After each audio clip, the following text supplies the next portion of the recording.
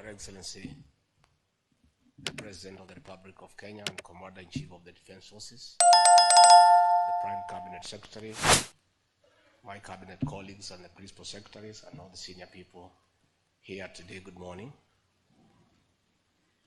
Your Excellency, I don't have a written speech because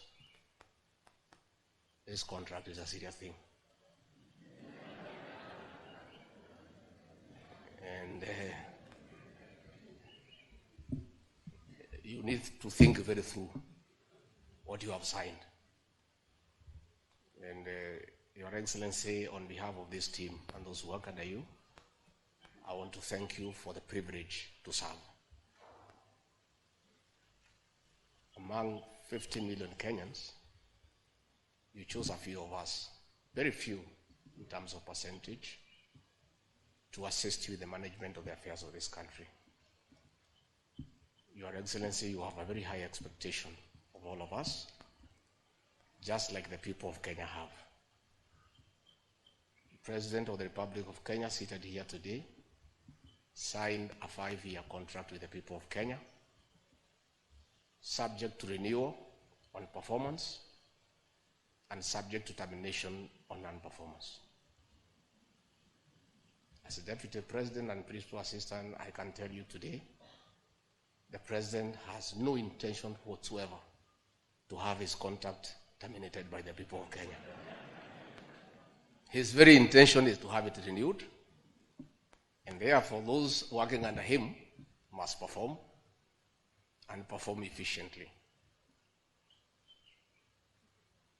So on a day like this, what I have seen this morning, I'm a bit worried. The day you are signing performance contracts is a very important day because it marks the beginning of performance. Mimi najua ni mzee hii boma hapa ya nyumba kumi. Hapa kwa hii kulu. Nataka nimwambie siri kidogo tu. Especially those of us who came with the president from the political space and who are his friends, and we assisted him to become president. Once he gives us a job, that is the termination of that friendship. The friendship with the president will be based on nothing but performance. Performance. And me, I know. Mimi masomo yangu yuko chini kidogo, lakini I know a few things. Mimi, I know my relationship with the president is not based on my 20-year friendship with him, and I assisted him in the campaigning. It is based on performance. And I know if I don't perform, that relationship will be strained. I want to urge you today when he's here, please perform. Perform. Because the president has a performance contract with the people of Kenya, and it is your performance that will assist him to fulfill that contract.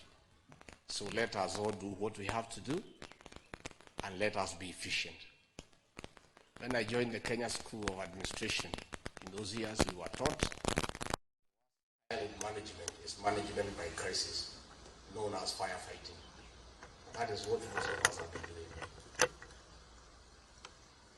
You wait until the last minute, it's a deadline, is when you are running around. Your Excellency, before I call you, I just wanted to comment about one matter. Last week, you took a decision to limit volunteers by reducing here to a certain number in a year, which is very unfortunate. That should not have been the case. People should have regulated themselves to travel when it is necessary. But because of the opulence, that all ministers and PSs were out of the country most of the time, the president had to put a stop and say you can only do so much. And sometimes I wonder, why do you have to honor every invitation that you have been given to every country? Your Excellency, at times we have tried to hold cabinet committees, we can't. 5, 6, 7, 8 ministers are out of the country. Some change clothes at the airport from one country to another. That is the truth. Why can't you regulate yourself?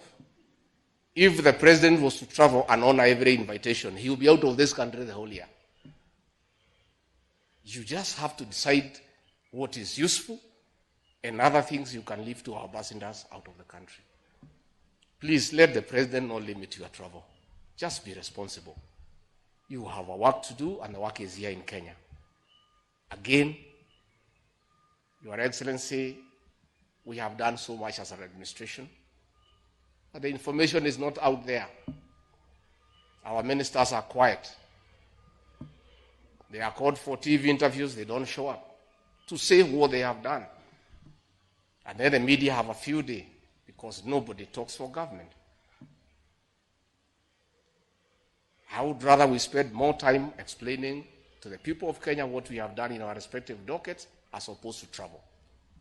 And if we have to travel, let's travel up country to where wananchi are and explain what we are doing.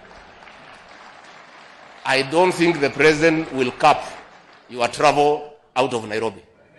I don't think he will. I don't think he will. So mimi nimemwibia siri tu kidogo kama mzee nyumba 10 hapa. Nimeona watu wale wamechelewa, nikaona rais unaniona ninamjua. Nikaona uso yake nikajua hapa kimeumana. Sababu leo ni siku ya performance contract. Ile siku muhimu sana ya kuja kuweka. Na wewe umefika pale rais amekaa. Tayari amekaa na ndiye rais wa Jamhuri ya Kenya. Wewe umechelewa ukiwa kuona nani? Who else have you gone to see? These are things myself I don't understand. As I said, mimi sielewi. Mimi mambo ingine sielewi. So mimi boss nachunga kazi yangu. Unajua rais tangu uniteue, I've been late in your meeting one day only. Na rais wewe ndio ulinichanganya siku hiyo. Because ulisema utatoka hapa saa 1:30 tukutane airport, saa 2 ukatoka saa 12:30. Sasa by the time nimefika nikakuta umeketi. And I was embarrassed because where else was I when my boss is seated waiting? Where else would I be? How do you explain where uko wapi? Rais amekaa, you work for him, he has arrived before you. I don't understand. I don't know how you plan, but hata kama iko traffic jam, hii traffic jam haijakuja Kenya leo, inajulikana tangu zamani. Mimi nilifika hapa saa 1:30, PM alifika hapa saa 1:30 na mkutano ulikuwa saa 3. Not because we have no work to do. Si hakuna haja kuamuka hii masaa na hii baridi tungelala. Lakini tunakuja kwa rais wa Jamhuri ya Kenya who has given us a job, who is very busy. Wewe utachelewa ukiwa wapi? So those are things as you sign these contracts you need to think about. But I want to assure you from what nimesikia asubuhi, from today tufanye kazi. Marafiki wa rais wa zamani tufanye kazi. Kipimo ni kazi peke yake. Mimi nimesikia na mimi nakubaliana na rais kazi. Let us work. Let us do what we need to do to help the president. And he has set the pace. Let us follow the leader because he is the leader. If his pace is to keep time, let's keep time. If his pace is to work hard, is to work hard. If his pace is to go up country and explain to the people, let us go and explain to the people.